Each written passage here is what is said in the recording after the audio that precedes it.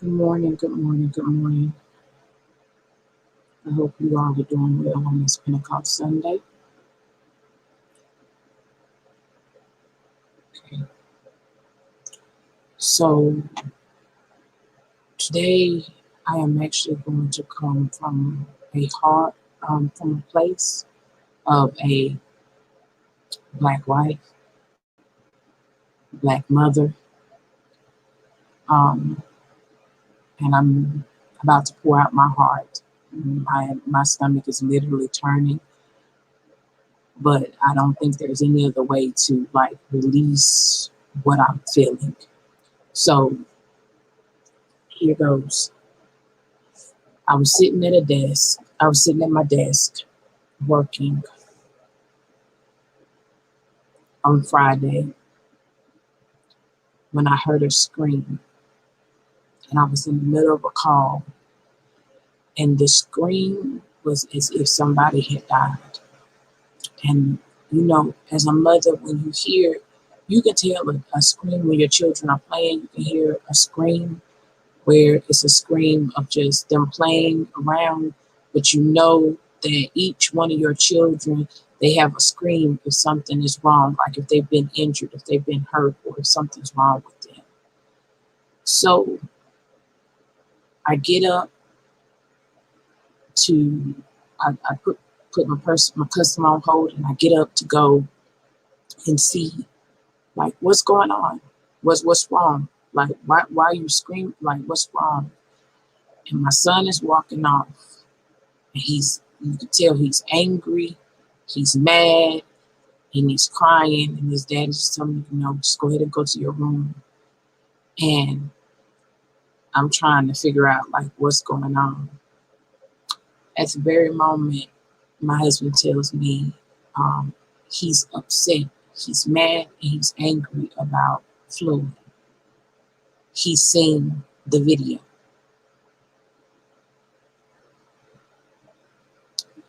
Now, as a mother, as an adult, I have not even watched the video because I don't want to subject myself to what anger and rage can stir up in me if I watch this man die in front of me. I've seen the pictures. I've seen everything. I'm following everything. But to see my son hurt the way he hurt. So, long story short, I wrap up my call. I get off the phone, let my boss know, I got to go in personal. I just heard a scream, and that's all I tell her. And so I have to go and sit down and talk to my son about what he just seen and what he just witnessed. And I asked my son, I need you to tell me what you're feeling right now. And my son's words were, I'm angry, I'm sad, I'm mad. Mommy, why did they do that to him? Why couldn't they just leave him alone? He was calling, he was saying, I can't breathe. Why didn't they stop? And as a mother, you see your 10-year-old little boy, little black boy, trying to figure out why would somebody do this to them? Why would somebody hurt a person like that? But they're supposed to be the police, Mommy, he says. Why would they do that? Why wouldn't they let him go up? He called for his mommy. Like, why wouldn't they let him get up? Why would you do that? And so all of the emotions of me trying to be that strong black mama and like show him, it's gonna be okay. I then have to tell my son that it's okay for you to be mad. It's okay for you to be angry. It's okay for you to be enraged. And what you just saw was not right. They should not have done that. They should have let him up. It could have went a different way. But what I also had to tell my son was that every time you walk out this house, you got to pray because of the color of your skin. Every time you walk out this house, I have to pray because of the color of your skin. Because there's people in this world that don't like you, that hate your existence because the color of your skin. I said, and not only is it you, it's your father too. You see, you have two things that are different about you. You're black and you're Spanish. So no matter where you go, you're not going to get racism just on the white side. You're going to get racism on the black side. You're not going to just get racism on the black side. You're going to get racism on the Spanish side. Because you're not 100% this. You have a mixture of things going on. Then I had to tell my son, it's okay for you to have all these emotions, but you can't stay there. Why did I have to tell my son that he can't stay in that place of anger, in that place of rage, in that place of sadness, in that place of hate, in that place of anger? I had to tell my son that he couldn't stay there, because if he stayed there, it would keep him bound. It would begin to fester, and then it would spiral out and turn into something that no mother wants to see. You see, while everybody's saying we should protest, while everybody's saying burn the damn buildings down, while everybody's saying all of this, what you fail to realize is strategic. We have a leader who incites violence. And just because you see them do, don't mean you do. So as a mother, I had to tell my child that every cop is not bad. Every cop doesn't hate you. I don't want you to be afraid every single time a cop comes near you, you think that they're going to take your life, because that's not the case. Then I had to reinforce the beliefs that I have within me, the beliefs that I stand on, and the God that I serve, and tell him that when you go out, and as long as you pray, and as long as you protect yourself, you're going to be okay. Because even if he falls to the demise of somebody's racism, even if I fall to the demise of somebody's racism, I serve a God that I know that if I suffered on this side, I will reign with his glory on the other side. You see, I see the posts coming up and down my timeline of people saying, oh, they fighting, they doing this because they're mad as hell, But I ask you, where are the leaders that are saying it's okay to be where you at, but don't stay there? I have cousins that are older than me that are mentally bound here because they still stuck in a place where they're holding on to something, and it has festered over the years, and they hold hate and they hold unforgiveness in their heart. You ain't supposed to be no stomping mat. You're not supposed to be a door. You're not supposed to do any of that. This is the conversation that I had to have with my 10-year-old black boy. At the same time, I had to reinforce the word of God in him.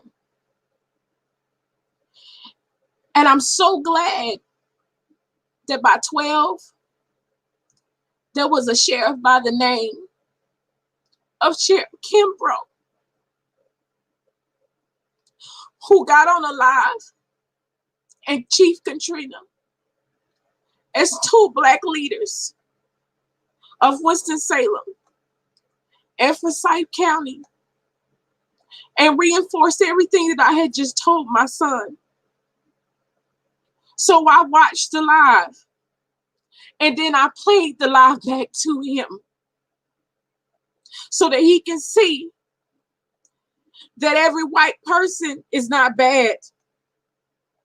Every law enforcement person is not bad.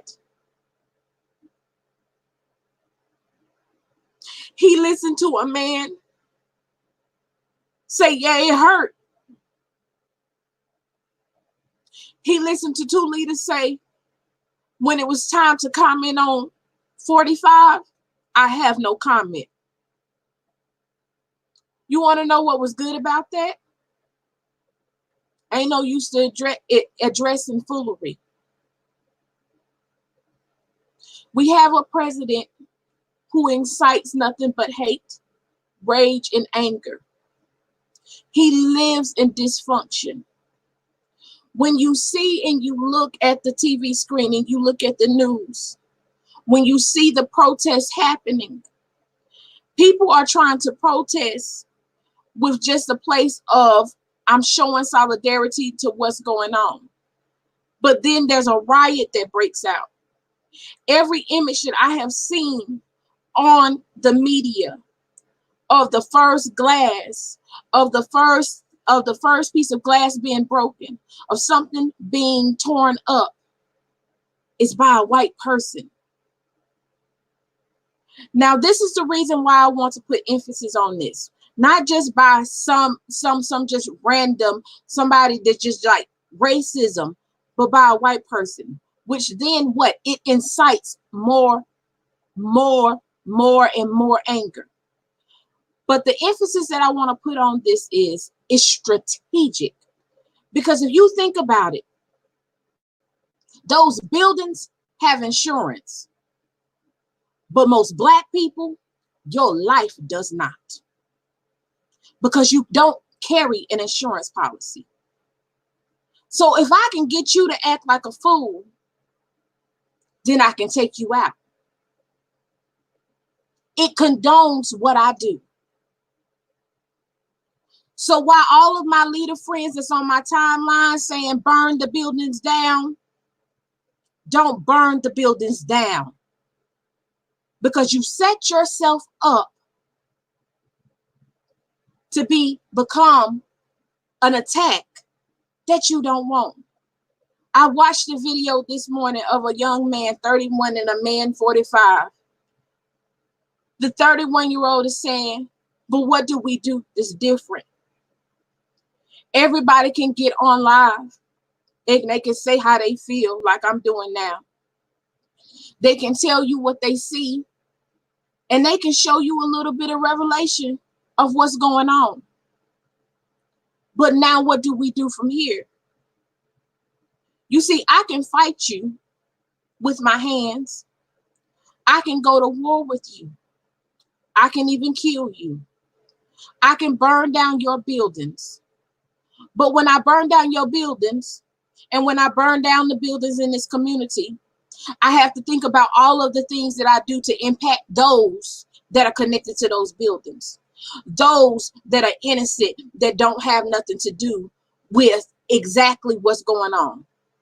When you burn down a building, when you attack in that way, guess what? People lose meals. People lose their source of income. Those people that worked in those buildings don't have nowhere to go. Do you think that that other building may have, even if it's a big place or a small place, do you think that they may have a place to go? Because most of the time when they, like you see in this pandemic, they furlough people, they don't have nowhere else to go. And while you are falling to the strategic plan of the enemy, Are you prepared to deal with the building and the repair? Are you prepared to get up and be able to feed those who have lost everything because you destroyed a whole entire city? Are you prepared to be able to go forth and stand up as a leader and do what you need to do to keep them going after the aftermath of this? So I'm not telling you to sit on your do nothing and be quiet. And I'm not asking for anybody to like my post or love my post or share my post.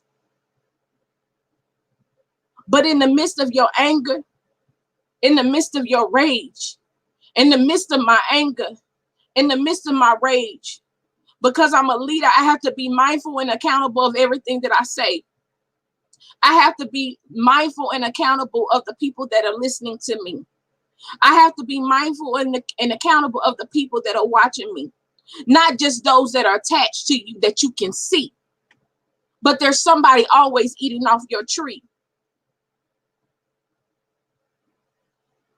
So in the midst of your anger and your peace, are you devising a plan?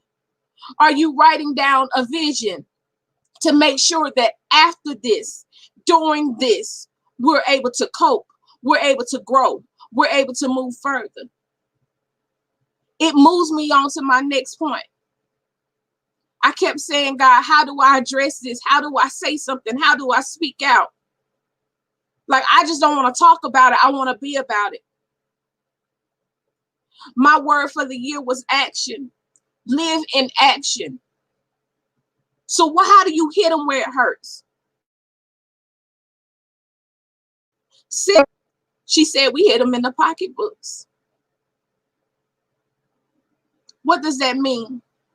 We have rapper T.I. calling for something on July the 7th where nobody spends any money. It's got to go beyond the day.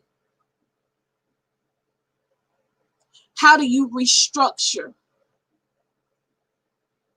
The word of God says the love of money is the root of evil. America is greedy. We're greedy. And if Martin Luther King had a plan that worked and moved mountains, we need to take some tips from him. So here's what I propose to you. For every Black-owned business, I need for you to drop me an inbox, a message on this video. I need to know your name and what type of business you have. I'm going to compile a list and I'm going to create it for every minority-owned business, because truth be told, whether you Black or your skin tone has melanin in it, you Black, because you're not white. So you don't have the privileges. So if you are Black and you are a minority, I need for you to drop your name. I need for you to drop your business and your address, and we need to support you. You got to hit them where it hurts.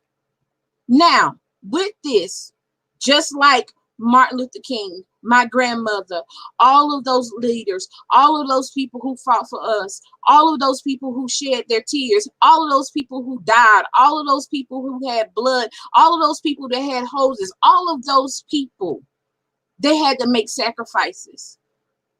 And this is where you come into play. Can you inconvenience yourself for more than a day? Can you go out of your way for more than a day? To not worry about if you're buying something off of Amazon and it can come the next day. But if I compile a list to tell you every minority-owned grocery store, every Black-owned grocery store, hair salon, barbershop, whatever it may be, every minority-owned or Black-owned anything, can you convince yourself for once to go out of the way? Funnel the money back into the people that look like us, the people that have melanin in their skins. Nobody likes to be broke. So if you hit them in their pocketbooks, you will get a shift in action, a shift in results, a shift. The money is where you need to hit them. Burning down their buildings, tearing up stuff. And when I say burning down there, I mean those that are racist. I mean those that are bad. Because I have a sister that's white. Notice I said sister, because she's my sister. I don't say in-law because she's not my in-law. She's my sister. I have nieces and nephews that are white, but they ain't racist. So if you want to be accountable, if you want to lead in a way, if you want to get to a place of peace, do it the right way. Because when that one person throws that brick and then you decide, well, they done it now, I might as well act. And you follow behind them, guess what? You the one that's going to be locked up. Who going to pay to bail you out? You got thousands and thousands and thousands and millions of dollars. You're going to be the one with the bullet. And they ain't going to look at your accomplishments that you done because maybe you have rehabilitated your life, if that's your case. I promise you, they going to go back down in your history and they going to dig up everything that they possibly can to take down your character. So yeah, I get it. You done seen my tears and you done seen me cry on this live. I get that you're angry. I understand that you're angry. But you can't stay there. Become the plan, not the problem. So if you want to connect with me, if you want to dialogue with me, if you want to figure out how can we do this in a community, you let me know. Reach to me. Because I'm new to this. I don't know where to go forward. So yeah, I want to walk with those who are walking in solidarity and protesting. But I also want to do it in a place where they can see us. In a place where they visit. In a place where they go. Why? Because it makes them uncomfortable.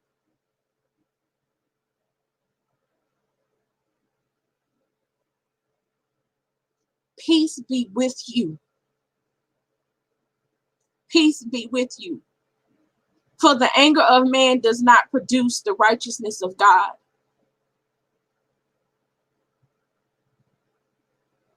A quick temper leads to foolishness. Paraphrasing.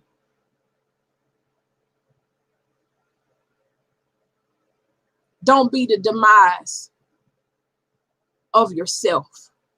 Don't be the demise of your community. I'm tired of waking up at 3, 4, 2, 1 to news, interceding, praying. Yeah, I know how to pray. But now at this point, we got to act, y'all. And this ain't the way. Somebody has to be the change. Somebody has to be the change. Are you the change that we need? So when I put my post out there to say, I need every Black-owned minority business that's legit, that do stuff the right way, to drop your name, your address, drop your name and your address. Hit them where it hurts. They don't like their dollars going down.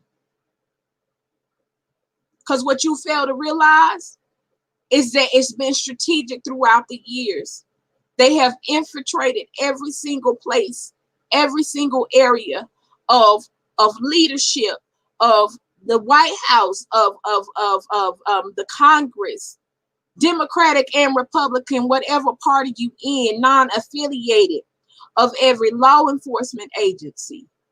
So if I couldn't do it no longer with my cap on my head and my hoodie on my head to hide my face, so now I must mask myself behind a title.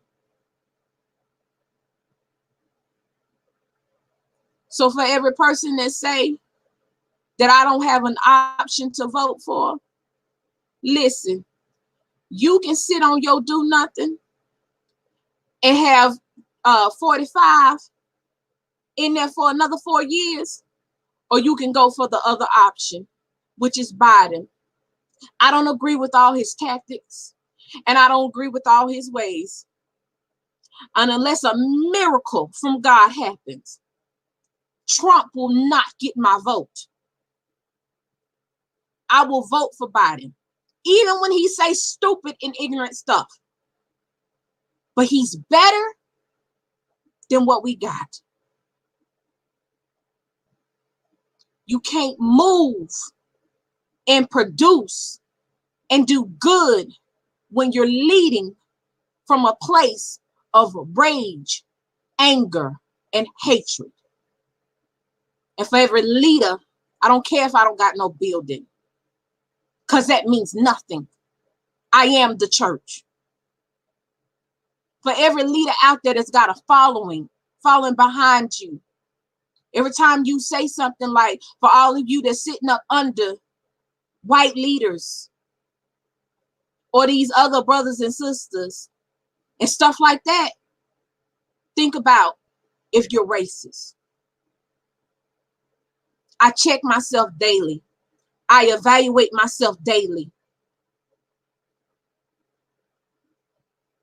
God is love. I don't care how many scriptures you can take to turn and twist the way you want to turn and twist it so that it befits your agenda. God is love. And you can't force people to speak before it's their time to speak. Everybody's not ready. And then they have to make sure that when they do speak, if they're white, that they speak from a place of love, and they speak to stand with us, but not to a place where they fall to their own demise because they're trying to defend us.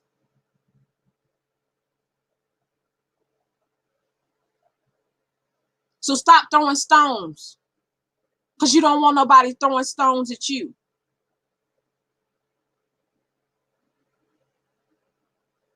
It ain't just scary for those that are non-racist. For us that don't, it's a scary time. Like, what am I supposed to say? You asking them to respond to something that they don't even understand or comprehend. So while you asking them to respond, how about you pick up the phone and you call them yourself, and then you dialogue, then you set up something, then you project it. But I love you all to life. And I pray that this moment of transparency, this moment of testimony, this moment of me just being raw, help somebody today.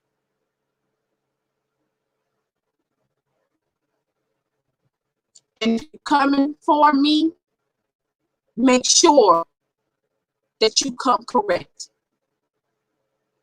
Peace. God's love. I love you all to life.